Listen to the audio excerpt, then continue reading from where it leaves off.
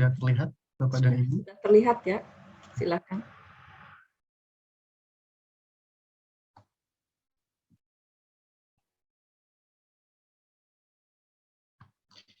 Baik, Bismillahirrahmanirrahim. Assalamualaikum warahmatullahi wabarakatuh. Sebelumnya kami ucapkan terima kasih kepada Ibu Luki selaku moderator atas kesempatan yang sudah diberikan. Perkenalkan, saya Yaya Ovia Mabruri, pustakawan dari Perpustakaan Nasional Republik Indonesia, penempatan Pusat Analisis Perpustakaan dan Pengembangan Budaya Baca. Pada kesempatan hari ini akan mempresentasikan judul makalah, menyampaikan makalah yang berjudul Analisis Tren Penelitian Perpustakaan Digital di Masa Pandemi COVID-19, sebuah kajian Systematic Mapping Study. Bapak dan Ibu serta hadirin berbahagia, berikut adalah outline dari presentasi pada hari ini, diawali dengan latar belakang, tujuan, serta rumusan masalah, kemudian membahas tentang tinjauan literatur, yaitu komponen-komponen dari perpustakaan digital. Yang ketiga adalah metode penelitian, yaitu systematic mapping study. Yang keempat adalah inti pembahasan, dan yang terakhir adalah kesimpulan serta rekomendasi. Sebagaimana yang kita rasakan bersama, di awal tahun 2020, terdapat perbedaan yang sangat signifikan dalam menjalankan kehidupan sehari-hari. Dampak negatif dari COVID-19 ini memberikan pembatasan ruang hidup kepada masyarakat. Akan tetapi di sisi yang lain, kita dituntut untuk tetap beraktivitas dan produktif seperti itu. Maka dari itu masyarakat beradaptasi dengan adopsi teknologi sebagai solusi. Kita mengenal istilah belajar dari rumah, kemudian juga bekerja dari rumah. Dan pemanfaatan teknologi di awal kemunculan COVID-19 ini menjadi trending topik di berbagai kalangan, khususnya dalam hal ini adalah para peneliti. Para peneliti mengkaji bagaimana penelitian teknologi ini bisa membantu masyarakat dalam beraktivitas. Termasuk dalam hal ini adalah di bidang perpustakaan, Bapak dan Ibu, perbincangan tentang perpustakaan digital kembali hangat, karena terkait peranannya membantu masyarakat dalam pemenuhan kebutuhan informasi. Maka dari itu menjadi sesuatu yang sangat menarik dan relevan bagi kita untuk mengetahui bagaimana ruang hidup serta aktivitas perpustakaan digital di masa pandemi COVID-19 ini. Dan ini yang menjadi latar belakang bagi kami untuk melakukan penelitian tentang analisis tren penelitian perpustakaan digital di masa pandemi COVID-19 dengan menggunakan systematic mapping study.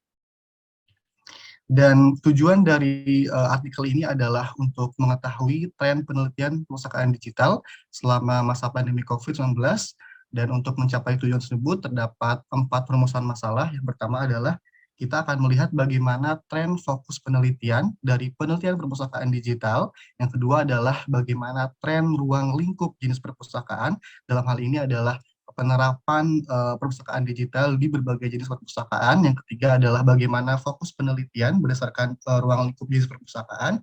Dan yang terakhir adalah kita akan melihat bagaimana tren metode penelitian yang digunakan oleh para peneliti dalam meneliti perpustakaan digital selama masa pandemi COVID-19. Berikut adalah kajian literatur yang digunakan dalam artikel ini. Di sini ada 6 komponen perpustakaan digital menurut teori model referensi Delos dari Isa dan kawan-kawan pada tahun 2013, di mana 6 komponen ini akan menjadi basis bagi peneliti untuk melakukan klasifikasi dari fokus penelitian yang akan dilihat sebarannya di penelitian perpustakaan digital. 6 komponen tersebut diantaranya adalah yang pertama yaitu aspek konten, yaitu konten diantaranya adalah informasi yang dikelola. Kemudian yang kedua adalah aspek pengguna adalah SDM yang berinteraksi dengan sistem. Yang ketiga adalah fungsionalitas, yaitu fungsi dan peran yang mendukung tujuan layanan. Yang keempat adalah kebijakan, yaitu membahas tentang ketentuan, aturan, termasuk hak digital. Yang selanjutnya adalah kualitas, di sini membahas tentang kualitas dari sistem perpustakaan digital. Dan yang terakhir adalah aspek atau komponen arsitektur, yaitu penggunaan perangkat lunak dan juga perangkat keras.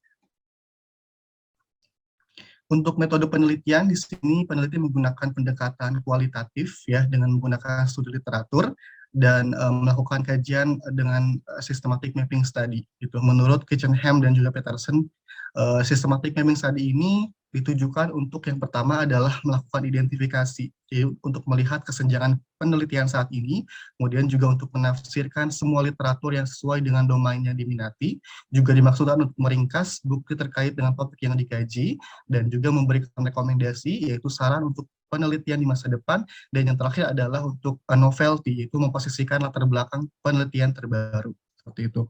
Dan dalam melakukan sistematik masa ini, peneliti menggunakan beberapa rangkaian kegiatan yang sudah dilakukan menurut Chenham dan juga Peterson, dan dari hasil pencarian dengan intervensi pencarian kata kunci digital library dan perpustakaan digital dengan rentang tahun dari Januari tahun 2020 sampai dengan Oktober 2021 dengan batasan bahasa Indonesia dan juga bahasa Inggris dengan jenis dokumen artikel dan sumber jurnal dihasilkan sebanyak 92 jurnal relevan yang berasal dari berbagai macam database elektronik, yaitu ada Science Direct, ada Google Scholar, ada juga Emerald Insight, dan juga ProQuest. Nah, kemudian 92 artikel ini akan dianalisis kecenderungannya berdasarkan rumusan masalah yang sudah ditentukan di awal.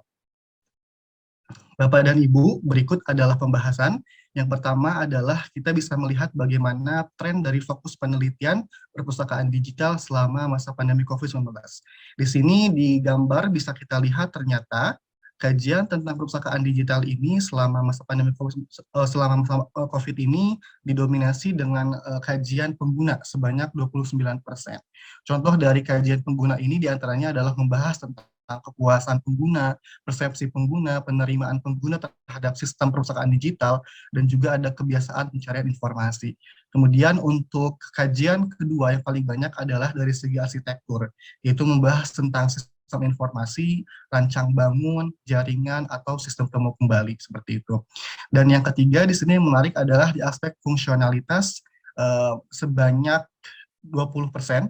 Nah, di sini ternyata banyak dikaji bagaimana peran perpustakaan digital di masa pandemi COVID-19. Di antaranya bagaimana perpustakaan digital ini membantu siswa dalam meningkatkan prestasi dan juga mendukung kegiatan PJJ atau pendidikan jarak jauh, seperti itu. Selanjutnya ada aspek kualitas sebanyak 11%. Di sini contoh dari kajian kualitas adalah melakukan uji kelayakan, uji kebermanfaatan, atau maturity test dari perpustakaan digital, seperti itu. Selanjutnya untuk tren di posisi kelima, yaitu adalah membahas tentang konten. Ya, konten ini cukup sedikit ya, hanya 9%. Contoh dari kajian konten adalah tentang pengembangan koleksi, gitu ya. Kemudian ada aspek koleksi open source dan juga ada layanan online. Dan terakhir, tren fokus yang paling sedikit dikaji, Bapak dan Ibu, ternyata adalah dari aspek kebijakan. Seperti itu, hanya 3% saja. Contoh dari kajian tentang kebijakan ini adalah membahas tentang hak cipta, ada aspek legal ataupun copyright, seperti itu. Selanjutnya untuk research question yang kedua, di sini kita bisa melihat tren dari ruang lingkup jenis perpustakaan. Jadi di mana saja perpustakaan digital ini diaplikasikan berdasarkan jenis perpustakaan. Di sini ternyata perpustakaan digital itu paling banyak dikaji di perpustakaan perguruan tinggi sebanyak 44%, seperti itu. Kemudian posisi kedua yaitu penerapan perpustakaan digital di perpustakaan sekolah sebanyak 21%, dan yang ketiga adalah general. Maksud dari general adalah dia tidak menyebutkan jenis perpustakaannya, hanya perpustakaan digital saja sebanyak 16%. Selanjutnya ada perpustakaan umum 12%, dan yang paling sedikit adalah kajian tentang penerapan perpustakaan digital di perpustakaan nasional sebanyak 5%, dan perpustakaan khusus paling sedikit adalah 3%. Selanjutnya, Bapak dan Ibu, berikut kita bisa melihat bagaimana gambaran atau sebaran fokus penelitian berdasarkan ruang lingkup jenis perpustakaan. Di sini ada 6 ruang lingkup, general, perpustakaan nasional, sampai perpustakaan perguruan tinggi. Memang di sini terlihat sebaran fokus penelitian memang paling banyak itu ada di perpustakaan perguruan tinggi, dengan kajian pengguna dan arsitektur yang paling mendominasi, seperti itu. Ya, kita lihat di perpustakaan sekolah, di sini masih yang mendominasi adalah aspek arsitektur dan fungsionalitas.